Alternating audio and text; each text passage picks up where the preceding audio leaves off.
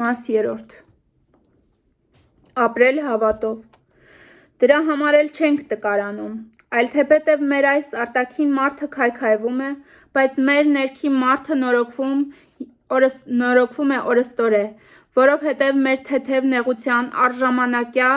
հաճախանքը մեր մեջ առաջ է բերում հավիտենական փառք, որ գերազանցում է ամեն ինչ, քանզի չենք նայում տեսանելի բաներին, այլ անտեսանելիներին, որովհետև տեսանելիները ժամանակավոր են,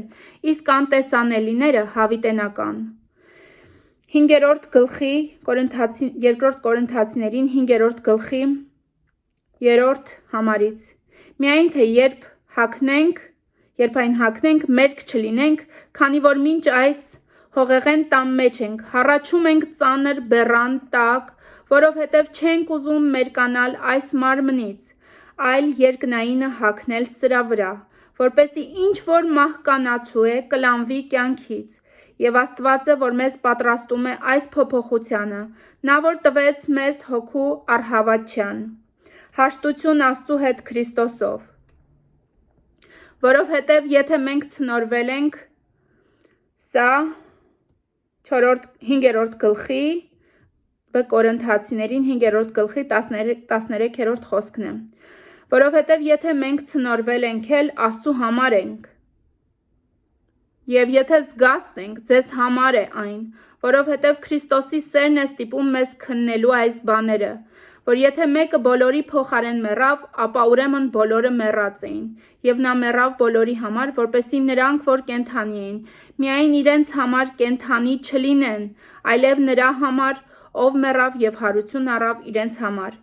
Իսկ եթե մեկը Քրիստոսի մեջ է, նա նոր արարած է, որովհետև հինն անցավ և հիմա ամեն ինչ նոր եղավ։ Քանզի 19-րդ խոսքը, քանզի Աստված է, որ Քրիստոսով աշխարհը հաշտեցրեց իր հետ և հաշվի չառավ նրանց մեղքերը և տվեց մեզ հաշտության խոսքը։ Արդ պատգամավորներ ենք Քրիստոսի, որպես թե ինքն Աստված մեզնով կոչ ուղղեր ձեզ, աղաչում ենք հանուն Քրիստոսի, որ հաշտվեք Աստծու հետ, որովհետև նրանք, ով մեղքը չէր ճանաչել, Աստված մեզ համար մեղավոր արեց, որպեսզի մենք նրանով Աստծո արդարները լինենք։ Ուստի Աստծուն գործակից լինելով աղաչում ենք, որ դուք Աստծու շնորհն իզուր ընդունած չլինեք, որովհետև ասում է. «Ընդունելի ժամանակում լսեցի քեզ և փրկության օրը օգնեցի քեզ»։ Ահա հիմա է ընդունելի ժամանակը, ահա հիմա է փրկության օրը, և ոչ մի առիթով պատճառ մի եղեք, որ մեր պաշտոնը չարատավորվի։ Սա Պողոս առաքյալն է ասում։ Զգուշացում կռապաշտությունից։ Անհավատներին լծակից մի եղեք, որովհետև ինչ կապ ունի արդարությունը անօրենության հետ։ Սա 6-րդ գլխի 14-րդ խոսքն է։ Անհավատներին լծակից մի եղեք, որովհետև ինչ կապ ունի արդարությունը անօրենության հետ, և կամ ինչ հարաբերություն հույսի և խավարի միջև, և կամ ինչ միաբանություն Քրիստոսի և Բելիարի միջև, կամ ինչ առնչություն ունի հավատացյալը անհավատի հետ, կամ ինչ նմանություն ունի Աստծո տաճարը մեհյանների հետ, արդարև, կենդանի Աստծու տաճար եք, դուք, ինչպես ասաց Աստված. «Պիտի բնակվեմ նրանց մեջ ու պիտի ընթանամ նրանց միջով, և նրանց Աստվածը պիտի լինեմ, և նրանք պիտի լինեն իմ ժողովուրդը, դրա համար դուրս եկեք նրանց միջից և հեռու մնացեք, ասում է Տերը, և մի դիպեք պիղծ բաներին, և ես պիտի ընդունեմ ձեզ, և ես պիտի լինեմ ձեզ համար հայր, և դուք պիտի լինեք ինձ համար որդիներ և դուստրեր, ասում է ամենակալ Տերը»։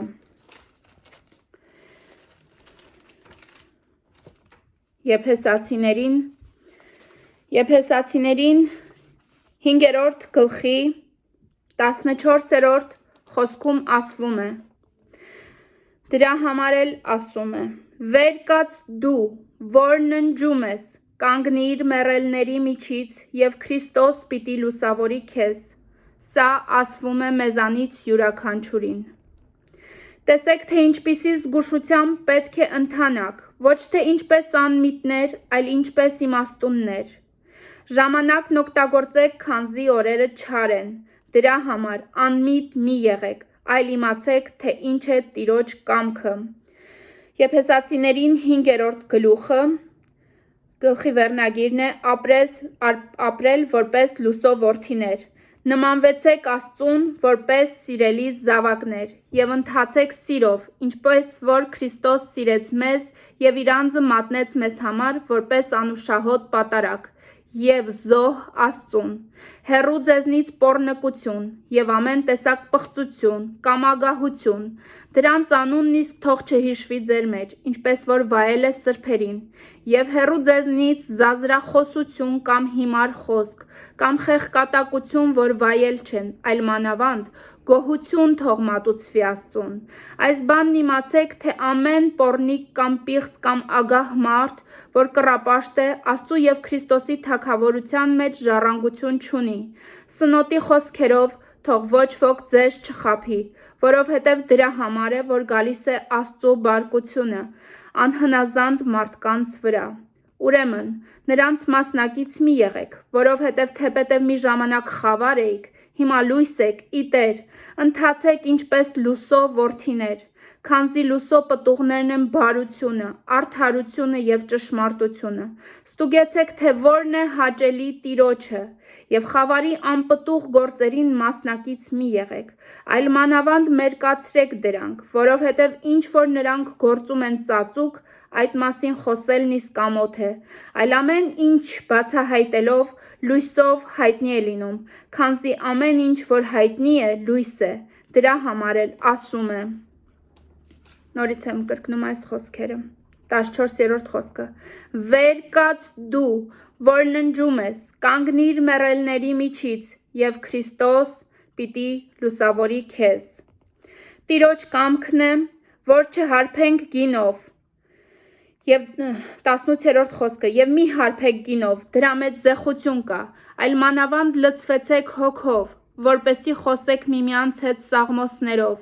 օրհներգություններով եւ հոգեվոր երգերով, որպեսի երգեք եւ ձեր սրտերում սաղմոս ասեք Տիրոջը, գոհություն հայտնեցեք ամեն ժամ, ամեն ինչի համար, Հորը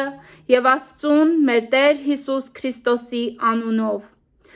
Ընտանեկան հարաբերություն, նոր հարաբերություն, հնազանդվեք միմյանց Քրիստոսի երկյուղով, կանայք,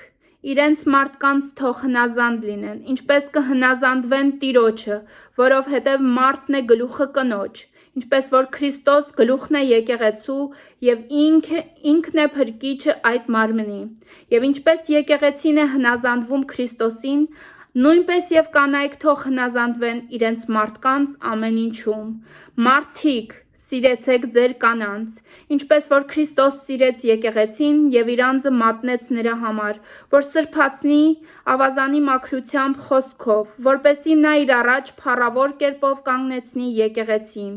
որ ոչ մի արատ կամ աղտեղություն կամ նման բաներից ոչինչ չունենա, այլ լինի սուրբ եւ անարատ։ Նույն ձևով մարդիկ պարտավոր են սիրել իրենց կանանց, իբրև իրենց մարմինները, ով սիրում է իր կնոջը, ինքն իրեն է սիրում, որովհետև ոչ ոք երբեք իր անձը չի ատում, այլ սնում եւ խնամում է այն, ինչպես որ Քրիստոս եկեղեցին։ Քանզի անդամներն ենք նրա մարմնի, նրա մարմնից եւ նրա ոսկորներից։ Որդիներ եւ ծնողներ։ Այստեղ մի խոսք էլ կա։ Դուք էլ նույնպես ամեն մեկդ նույնը արեք, որպեսզի յուրաքանչյուր ոք իր կնոջն այնպես սիրի, ինչպես իր անձը, եւ կինը երկնչի իր մարդուց։ Որդիներ եւ ծնողներ, Եփեսացիներին 6-րդ գլուխ։ Որդիներ, հնազանդ եղեք ձեր ծնողներին ի Տեր, որովհետև դա է ճիշտը։ Պատվիր քո հորը ու մորը, որ առաջին պատվիրանն է տրված խոստումով, որպեսզի լավ լինի քեզ համար եւ երկար կյանք ունենաս երկրի վրա։ Հայրեր, մի զայրացրեք ձեր որդիներին, այլ մեծացրեք նրանց Տիրոջ խրատով եւ ուսուցումով։ 6-րդ գլխի 8-րդ խոսքը։ Իմացեք, որ յուրաքանչյուր ոք, թե ծառա, թե ազատ, ինչ բան որ անի, նույնն էլ կստանա Տիրոջից։ Եվ դուք տերեր, նույնն արեք նրանց հանդեպ, մի կողմ թողնելով սպառնալիքները։ Իմացեք, որ եւ նրանք եւ դուք տեր ունեք երկնքում, եւ նրա առաջ աչառություն չկա։ Հոգևոր մարդ։ Եվ վերջապես, զորացեք Տիրոջով։ Սա Եփեսացիներին 6-րդ գլխի 10-րդ խոսքն է։ Զորացեք Տիրոջով եւ նրա զորության կարողությամբ եւ Աստծո սպառազինությունը հագեք, որպեսզի կարողանաք ընդդիմանալ սատանայի հնարքներին, որովհետեւ մեր պատերազմը մարմնի եւ արյան հետ չէ, այլ իշխանությունների հետ, պետությունների հետ, այս խավար աշխարհի տիրակալների հետ եւ երկնքի տակ եղող չար ոգիների հետ։ Ուստի առեք Աստծո սպառազինությունը, որպեսզի կարողանաք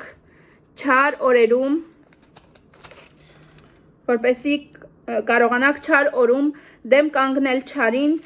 եւ երբ ամեն ինչ կատարեք, հաստատուն կացեք տեղում, պինդ կանգնած, ձեր մեջքները գոտեպնդած ճշմարտությամբ եւ հագած արդարության զրահը, ձեր ոտքերը ամրացրեք խաղաղության ավետարանի պատրաստությամբ եւ այս բոլորի վրա առեք հավատի վահանը, որով պիտի կարողանաք հանգցնել չարի բոլոր մխացող նետերը եւ առեք փրկության սաղավարտն ու հոգու սուսերը, որն է Աստծո խոսքը։ Եվ ես ձեզ ասեմ, Հովհաննեսի 14:16-ը գրված է. Հիսուսն ասաց, նրան ասաց. Ես եմ ճանապարհը, ճշմարտությունը եւ կյանքը, ոչ մեկը հորը չի գա բացի ինձանով։ Հովհաննեսի 14:12-ում ասում է. Ճշմարիտ, ճշմարիտ եմ ասում ձեզ, նա ով հավատում է ինձ գործերը, որ ես անում եմ,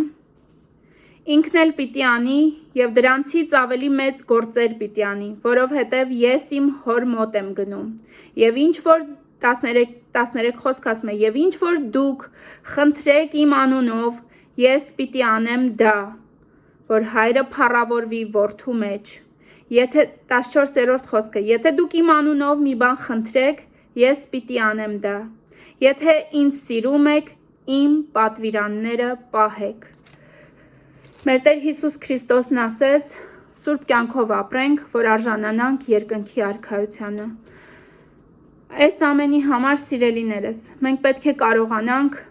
ունենալ քրիստոնեական ներողամտություն։ Բացեմ դա էլ Պողոս առաքյալի 2-րդ թուղթը Կորինթացիներին։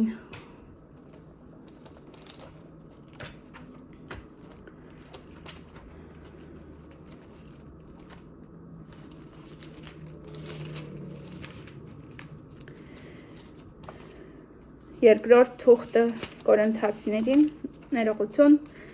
քրիստոնեական ներողամտություն։ Իսկ եթե մեկը տրտմեցրեց, ոչ թե միայն ձեզ տրտմեցրեց, այլ որպեսի չչափազանցնեմ, որոշ չափով նաև ձեզ բոլորիդ։ Այնպիսի մեկի համար բավական է այն պատիժը, որ տրվեց շատերից, այնպես որ դրան հակառակ դուք պետք է ներեք նրան եւ մխիթարեք, որպեսի չափազանց տրտմությունից չխորտակվի նա։ Ուստի աղաչում եմ ձեզ, նրա հանդեպ վերստին սեր ցույց տալ։ Հենց դրա համար էլ գրեցի, որպեսի ձեզ փորձեմ, թե ամեն ինչում հնազանդ եք, որովհետև եթե մեկին ներեք, ես էլ կներեմ, քանի որ եթե ներեմ, ինչ որ ներեմ ձեզ համար է, իդեմս Քրիստոսի, որպեսի չլինի, թե սատանան առավելություն ունենա մեր վրա, քանզի անտեղյակ չենք նրա մտադրություններին։ Սիրելիներս,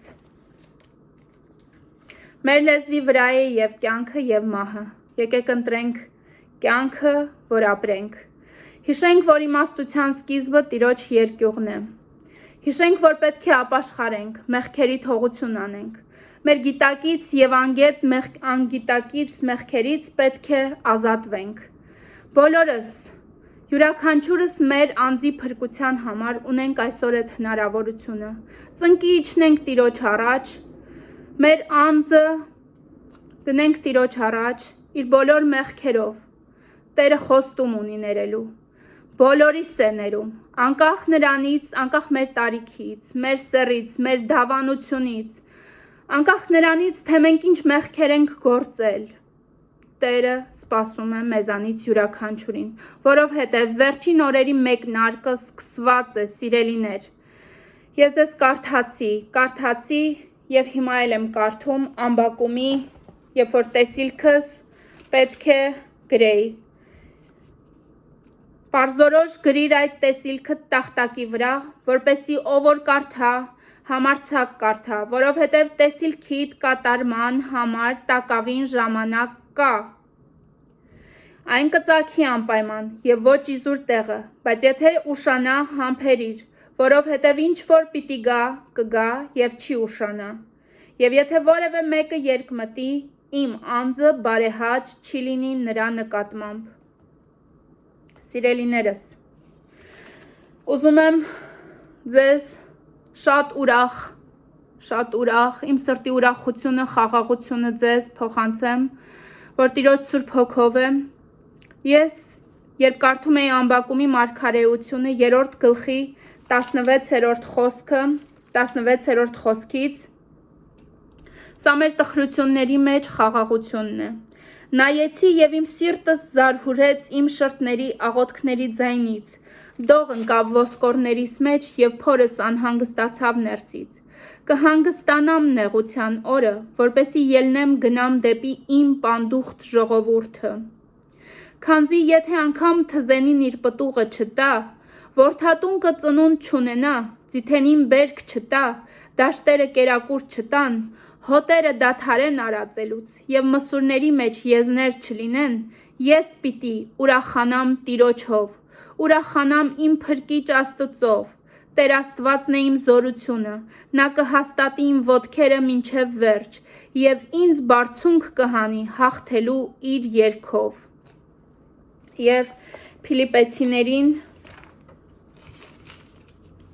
իմ ամենասիրելի տողերը